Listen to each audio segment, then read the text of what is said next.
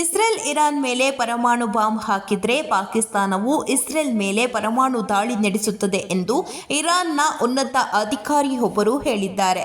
ಯಹೂದಿ ರಾಷ್ಟ್ರವಾದ Israel Iran ಮೇಲೆ ಪರಮಾಣು ಶಸ್ತ್ರಾಸ್ತ್ರಗಳನ್ನು ಬಳಸಿದ್ರೆ ಪಾಕಿಸ್ತಾನ ಇಸ್ರೇಲ್ ಮೇಲೆ ಪರಮಾಣು ದಾಳಿ ನಡೆಸುತ್ತದೆ ಎಂದು ಇರಾನಿನ ಹಿರಿಯ ಅಧಿಕಾರಿಯೊಬ್ಬರು ಹೇಳಿಕೊಂಡಿದ್ದಾರೆ. ಆದರೆ ಈ ಹೇಳಿಕೆಯನ್ನು ಇಸ್ಲಾಮಾಬಾದ್ ತಕ್ಷಣವೇ ತಿರಸ್ಕರಿಸಿದೆ.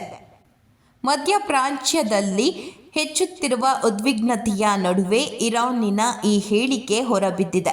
ಇರಾನ್ ಮತ್ತು ಇಸ್ರೇಲ್ ನಡುವೆ ಕ್ಷಿಪಣಿಗಳ ಸುರಿಮಳೆಯಾದಾಗ ಇರಾನ್ ದೂರದರ್ಶನಕ್ಕೆ ನೀಡಿದ ಸಂದರ್ಶನದಲ್ಲಿ ಜನರಲ್ ಮೊಹ್ಸೆನ್ ರೆಜಾಯಿ ಈ ಹೇಳಿಕೆ ನೀಡಿದ್ದಾರೆ. ಇಲ್ಲಿಯವರೆಗೆ ಎರಡು ದೇಶಗಳಲ್ಲಿ ಸುಮಾರು 248 ಸಾವುಗಳು ವರದಿಯಾಗಿವೆ. ಇಸ್ರೇಲ್ ಇರಾನ್ ಮೇಲೆ ಪರಮಾಣು ಬಾಂಬ್ ಬಳಸಿದ್ರೆ ನಾವು ಇಸ್ರೇಲ್ ಮೇಲೆ ಪರಮಾಣು ಬಾಂಬ್ ದಾಳಿ ಮಾಡುವುದಾಗಿ ಪಾಕಿಸ್ತಾನ ನಮಗೆ ಭರವಸೆ ನೀಡಿದೆ ಎಂದು ಇಸ್ಲಾಮಿಕ್ ರೆವಲ್ಯೂಷನರಿ ಗಾರ್ಡ್ ಕಾರ್ಪ್ಸ್ ಹಿರಿಯ ಅಧಿಕಾರಿ ಮತ್ತು ಇರಾನ್ನ ರಾಷ್ಟ್ರೀಯ ಭದ್ರತಾ ಮಂಡಳಿಯ ಸದಸ್ಯ ರೆಜಾಯಿ ಹೇಳಿದ್ದಾರೆ.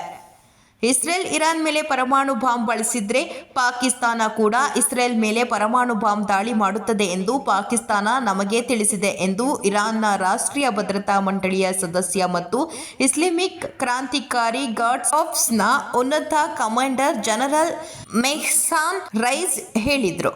ಕಳೆದ 3 ದಿನಗಳಿಂದ ಎರಡು ರಾಷ್ಟ್ರಗಳು ನೇರ ಕ್ಷಿಪಣಿ ವಿನಿಮಯದಲ್ಲಿ ತೊಡಗಿರುವ ಇರಾನ್ ಮತ್ತು ಇಸ್ರೇಲ್ ನಡುವೆ ಹಗೆತನ ಹೆಚ್ಚುತ್ತಿರುವ ಮಧ್ಯೆ ಈ ಹೇಳಿಕೆ ಬಂದಿದೆ.